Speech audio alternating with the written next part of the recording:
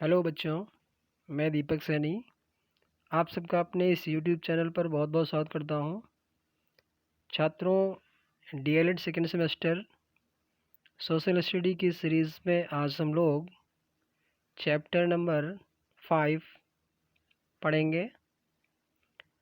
इस चैप्टर में मुख्य रूप से दक्षिण भारत के प्रमुख राजवंश चैप्टर का शीर्षक है।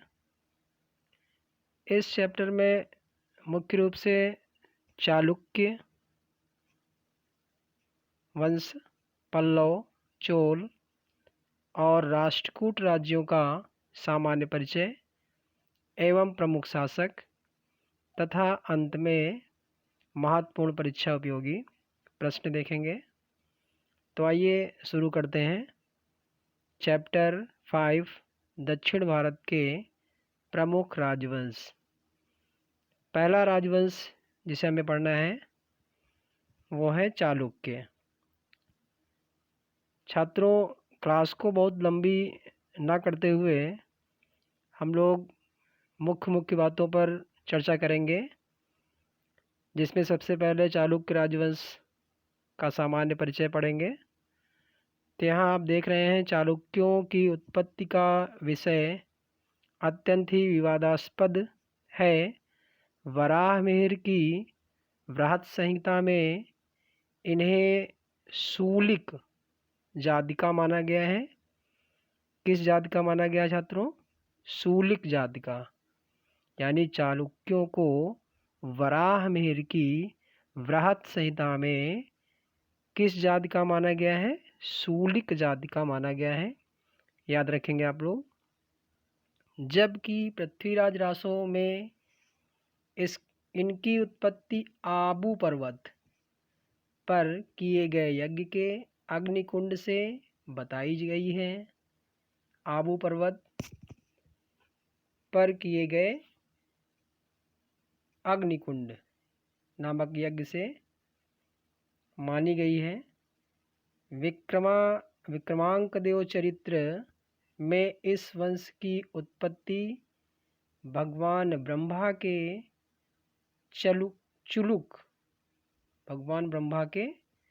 चुलुक से बताई गई है। इतिहासविद विंसेंट ए स्मिथ, बहुत ही प्रसिद्ध इतिहासकार हैं विंसेंट ए स्मिथ, इन्हें विदेशी मानते हैं। यानी चालुक्यों को विंसेंट ए स्मिथ जो महान इतिहासकार हैं, चालुक्यों को क्या मानते हैं? विदेशी मानते हैं, अर्थात भारतीय नहीं है। आगे देखते हैं। एफ फ्लीट तथा ए के नीलकंठ शास्त्री ने इस वंश का नाम चालुक्य बताया। चालुक्य वंश को एफ फ्लीट और नीलकंठ शास्त्री महोदय ने क्या बताया बच्चों? चालुक्य बताया। आरजी भंडारकरे ने इस वंश का प्रारंभिक नाम चालुक्य का उल्लेख किया। यानी चालुक्य वंश का नाम सर्वप्रथम किसने रखा? आरजी भंडारकरे ने। ह्वेनसांग ने चालुक्य नरेश पुलकेशिन द्वितीय को क्षत्रिय कहा।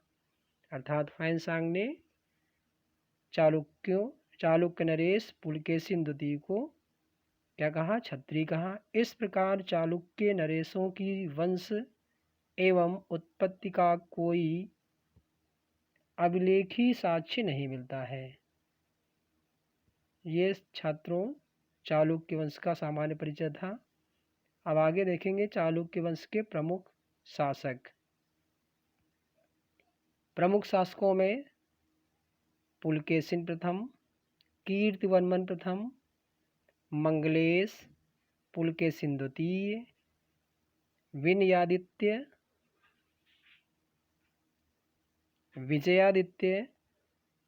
विक्रमादित्य द्वितीय एवं कीर्तिवर्मन द्वितीय प्रमुख शासक हुए। एक बार फिर से देख लीजिए। पुलकेशिन प्रथम, कीर्तिवर्मन प्रथम, मंगलेश, पुलकेशिन द्वितीय, विनयादित्य, विजयादित्य, विक्रमादित्य द्वितीय एवं कीर्तिवर्मन द्वितीय। आगे छात्रों हम लोग देखेंगे पल्लव वंश का साम्राज्य, पल्लव वंश और साम्राज्य अर्थात पल्लव वंश का सामान्य परिचय। इसमें पल्लव का अर्थ होता है लता, परंतु तमिल भाषा में पल्लव से आशय डाकू से है।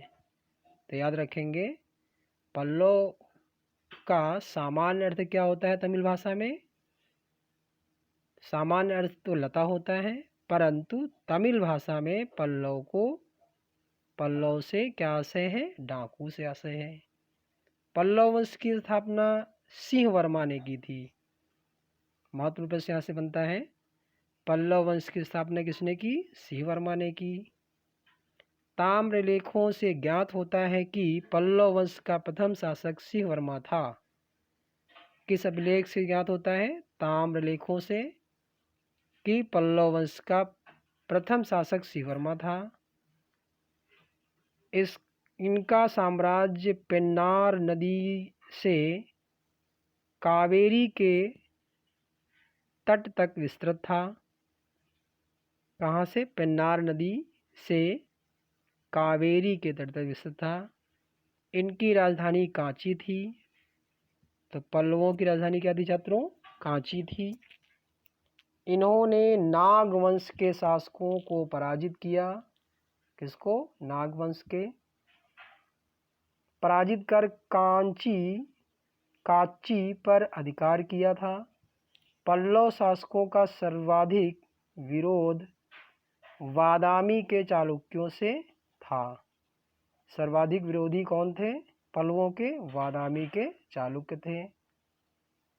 पल्लवों का सबसे महान शासक शिवस्कंद था। याद रखेंगे महान शासक कौन था? शिवस्कंद था। इसने अश्वमेघ व वाजपेय यज्ञ कराए। विष्णुगुप्त पहला पल्लव शासक था जिसका नाम संस्कृत व प्राकृत दोनों भाषाओं के अभिलेखों में हुआ। इस वंश का अंतिम महत्वपूर्ण शासक अपराजित वर्मन था। याद रखेंगे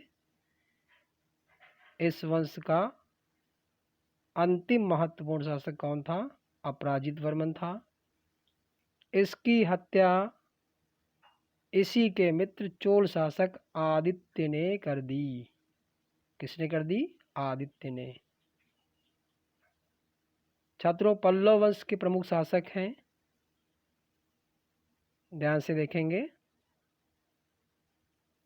पल्लव वंश का पहला शासक सिंह विष्णु 575 से 600 ईस्वी। महेंद्र वर्मन 600 से 630 ईस्वी। अगला नरसिंह वर्मन प्रथम 630 से 668 ईस्वी। अगला महेंद्र वर्मन द्वितीय 668 से 670 ईस्वी। अगला परमेश्वर वर्मन प्रथम 670 से 680 ईस्वी। अगला नरसिंह वर्मन द्वितीय 680 से 720 ईस्वी। अगला परमेश्वर वर्मन द्वितीय 620 से 731 ईस्वी। अगला है नंदी वर्मन द्वितीय 731 से 795 ईस्वी। ये प्रमुख शासक हैं छात्रों। आगे देखेंगे चोल वंश का सामान्य परिचय। कृष्णा तथा तुंगभद्रा नदियों से लेकर, कौन कौन सी नदियाँ? कृष्णा और तुंगभद्रा नदियाँ जो दक्षिण में बहती हैं, से लेकर कुमारी अंतरीप जहाँ पर वास्को डी गामा पहली बार आया था, कुमारी अंतरीप तक विस्तृत भूभाग प्राचीन काल में तमिल प्रदेश का निर्माण करता था। इस प्रदेश में 3 प्रमुख राजा थे। कौन कौन से? चोल, चेर और पांड्य। अति प्राचीन काल में इन तीनों राज्यों का अस्तित्व रहा है। अशोक के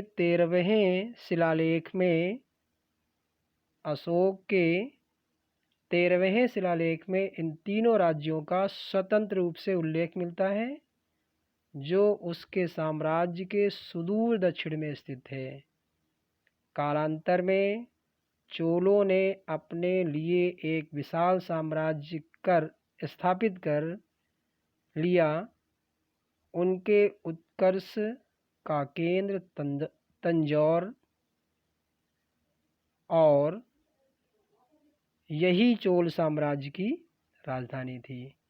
यानी चोल साम्राज्य की राजधानी क्या थी? तंजौर थी छात्रों। और सबसे प्रमुख केंद्र कौन सा था? तंजौर ही था। अब यहाँ देखेंगे हम लोग चोल राजवंश के प्रमुख शासक। तो चोल वंश के प्रमुख शासकों में विजयालय चोल 848 से 871 ईस्वी। अगला आदित्य प्रथम 871 से 907 ईस्वी। अगला परांतक प्रथम 907 से 950 ईस्वी।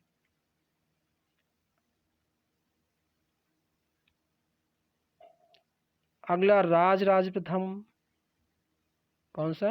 राजराज प्रथम 985 से 1014 ईस्वी। अगला राजेंद्र चोल प्रथम 1012 से 1044 ईस्वी। अगला राजधीराज चोल प्रथम 1018 से 1054 ईस्वी। और लास्ट में राजेंद्र चोल द्वितीय, कौन छात्रों? राजेंद्र चोल द्वितीय 1051 से 1063 ईस्वी। लास्ट में छात्रों हम लोग पढ़ेंगे राष्ट्रकूट वंश का इतिहास। कौन सा? राष्ट्रकूट वंश का इतिहास या राष्ट्रकूट वंश का सामान्य परिचय। राष्ट्रकूट वंश की स्थापना 752 ईस्वी में दंति दुर्ग ने की। किसने की? दंति दुर्ग। राष्ट्रकूट वंश का संस्थापक कौन था छात्रों? दंति दुर्ग था। दंति दुर्ग ने अपने शासन की शुरुआत बादामी के चालुक्य शासकों के सामंत के रूप में की थी। ऐसे प्रमाण मिलते हैं कि दंति दुर्ग ने चालुक्य शासक विक्रमादित्य द्वितीय के साथ अनेक अभियानों में भाग लिया। उसने चालुक्य साम्राज्य को समाप्त कर राष्ट्रकूट साम्राज्य की स्थापना की। उसने मान्यखेत को अपने स्वतंत्र राज्य की राजधानी बनाया। क्या राजधानी बनाया छात्रों? मान्यखेत। नोट कर लेंगे। विक्रमादित्य द्वितीय ने उसे खड़वालोक अथवा पृथ्वी पल्लव की उपाधि दी। कौन सी उपाधि दी? खड़वालोक और पृथ्वी पल्लव की वल्लभ की उपाधि दी। दंत दुर्ग द्वारा स्थापित राष्ट्रकूट वंश की इस शाखा को इतिहास में मान्यखेत का राष्ट्रकूट वंश के नाम से जाना जाता है। राष्ट्रकूट वंश के संस्थापक कौन था छात्रों? दंतदुर्ग। इसे इतिहास में मान्यखेत का राष्ट्रकूट वंश के नाम से भी जाना जाता है। अब इसके प्रमुख कुछ शासक हैं। पहला शासक अभी हम लोगों ने पढ़ा, दंतदुर्ग। कब से कब तक? 736 से 756 ईस्वी। कृष्ण प्रथम 756 से 772। गोविंद द्वितीय 773 से 780। ध्रुव धारावर्ष 780 से 793 ईस्वी। अगला गोविंद तृतीय 793 से 814।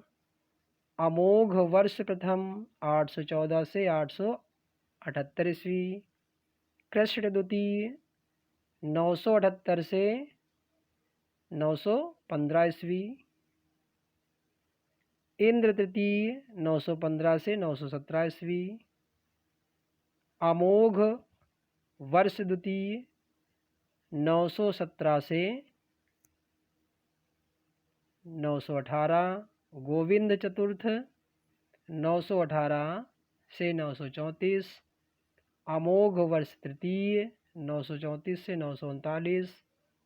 लास्ट में कृष्ण तृतीय 939 से 967 ईस्वी। छात्रों, इस चैप्टर के कुछ महत्वपूर्ण प्रश्न हैं, बहुविकल्पीय प्रश्न हैं। लास्ट में प्रश्न की व्याख्या भी पढ़ेंगे हम लोग। तो यहाँ पहला प्रश्न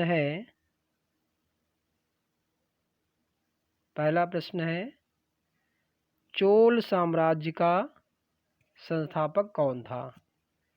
चोल साम्राज्य का संस्थापक कौन था? 4 विकल्प हैं, आप लोग ध्यान से देखिए और आंसर दीजिए। पहला विजयालय चोल, आदित्य प्रथम, परंतका चोल प्रथम और लास्ट में गंधरादित्य। कौन छात्रों? गंधरादित्य। तो इसका आंसर क्या होगा छात्रों? आंसर ऑप्शन ए यानी विजयालय चोल।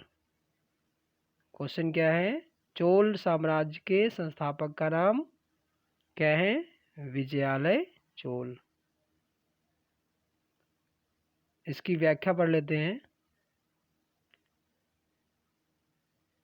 चोल साम्राज्य का उदय 9वीं शताब्दी में हुआ और दक्षिण प्रायद्वीप का अधिकांश भाग इसके अधिकार में था। चोल शासकों ने श्रीलंका पर भी विजय प्राप्त कर ली थी और मालदीव द्वीपों पर भी इनका अधिकार था। इस साम्राज्य की स्थापना विजयालय ने की थी, इसलिए विकल्प कौन सही होगा? ए।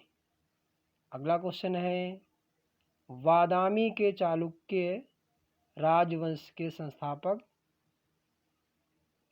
कौन था? यानी बादामी के चालुक्य राजवंश का संस्थापक कौन था? ऑप्शन आपके सामने है।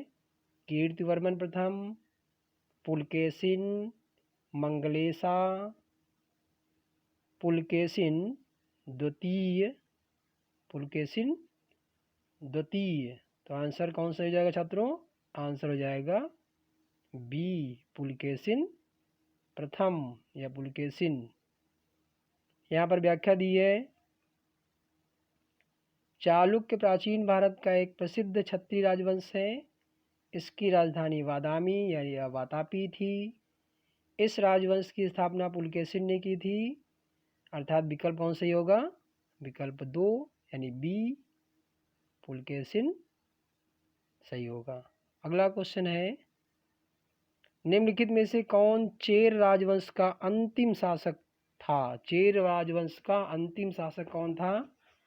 छात्रों, पहला विकल्प है रवि राम वर्मा, दूसरा भास्कर रवि वर्मा तृतीय और तीसरा वीरा केरल, चौथा है राम वर्मा कुलशेखर। राम वर्मा कुलशेखर, आपका यही आंसर सही हो जाएगा, राम वर्मा कुलशेखर। यहाँ व्याख्या दी गई है चेर प्राचीन भारत का एक राजवंश था। इसको यदा कदा केरल पुत्र नाम से भी जाना जाता है। इस राजवंश का अंतिम शासक राजा राम वर्मा कुलशेखर था। कौन था? राजा राम वर्मा कुलशेखर था। उसने 1090 से 1102 ईस्वी तक शासन किया, अर्थात विकल्प नंबर डी सही हो जाएगा। अगला क्वेश्चन है निम्नलिखित कथन या कथनों पर विचार करें और बताएं कौन सा कथन चेर राजवंश के संदर्भ में सही है। किसके संदर्भ में? चेर राजवंश के। पहला कथन है चेरों का राजकीय चिन्ह धनुष था। दूसरा कथन है चेर शासकों के समय मुजरिस को प्रथम बंदरगाह बनाया गया था।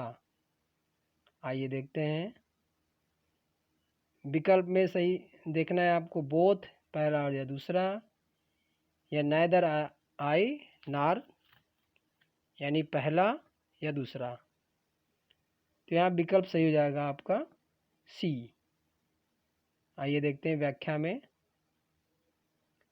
ऐतरेय ब्राह्मण में उल्लिखित चेरपाद संभवतः चेरों के विषय में प्रथम जानकारी है।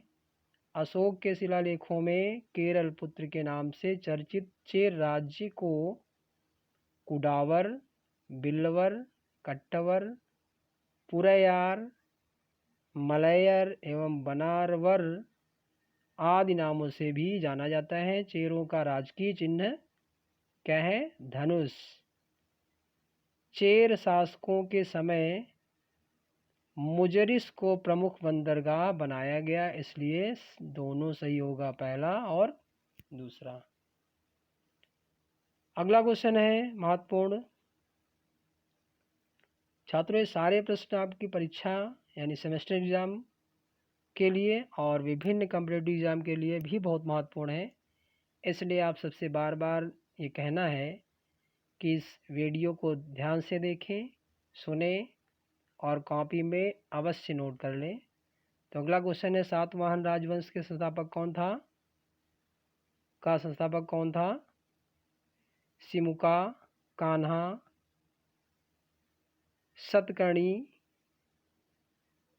सतकर्णी और शिवस्वाती। पहला विकल्प है सिमुका, कान्हा, सतकर्णी, शिवस्वाती। तो क्या सही होगा आंसर? सिमुका। व्याख्या में सातवाहन राजवंश भारत का प्राचीन राजवंश था जिसने केंद्रीय दक्षिण भारत पर शासन किया था। भारतीय इतिहास में यह राजवंश आंध्र वंश के नाम से भी जाना जाता है। किस नाम से? आंध्र राजवंश के नाम से भी जाना जाता है। किससे छात्रों? सातवाहन राजवंश को। सिमुक ने इस राजवंश की स्थापना की। किसने की? सिमुक ने की। इस वंश के राजाओं ने विदेशी आक्रमणकारियों से जमकर संघर्ष किया। किससे किया? विदेशी आक्रमणकारियों से जमकर संघर्ष किया। अगला क्वेश्चन है क्वेश्चन नंबर 7। निम्नलिखित में से कौन सातवाहन राजवंश का अंतिम शासक था? क्वेश्चन ध्यान से देखिएगा। सातवाहन वंश का अंतिम शासक कौन था? तो विकल्प में पहला विशिष्ट पुत्र सतकर्णी, शिव स्कंदन सतकर्णी, श्री यज्ञ सतकर्णी और विजया। तो आंसर क्या सही होगा आपका? श्री यज्ञ सतकर्णी सातवाहन वंश का अंतिम शासक था। यहाँ व्याख्या दी गई है। श्री यज्ञ सातवाहन वंश के इतिहास में अंतिम महत्वपूर्ण शासक था। इसने क्षत्रपों पर विजय प्राप्त की। किस पर? क्षत्रपों पर।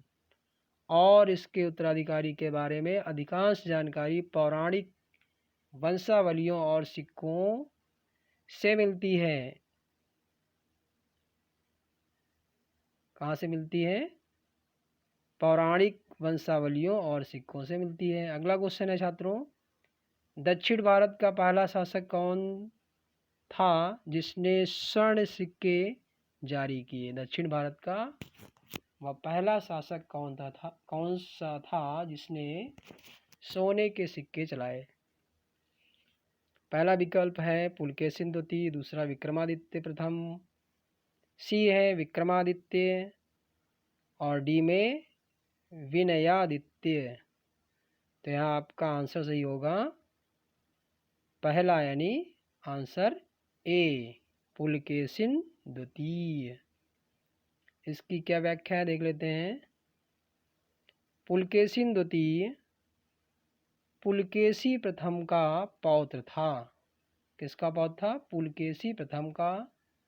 चालुक्य वंश का चौथा राजा था जिसने 609 से 642 ईस्वी तक राज्य किया।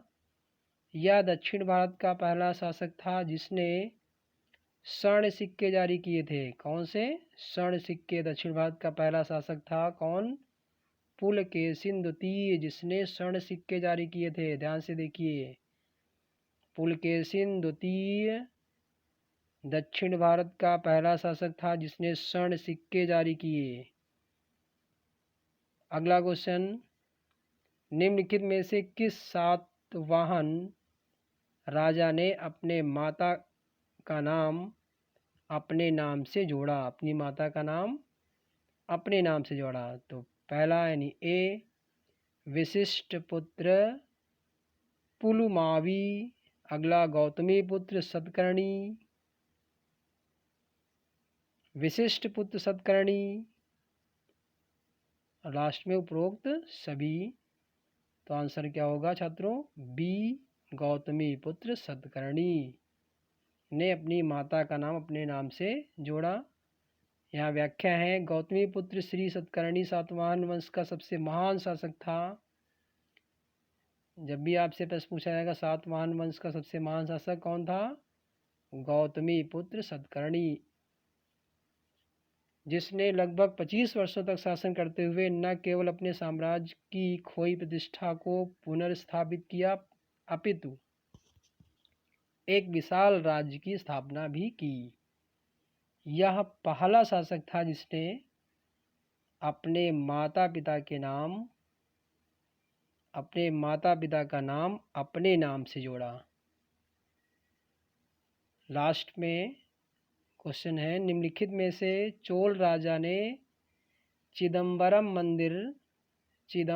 मंदिर के शिव पर तमिल भजन लिखा। चिदम्बरम मंदिर के शिव पर तमिल भजन किसने लिखा?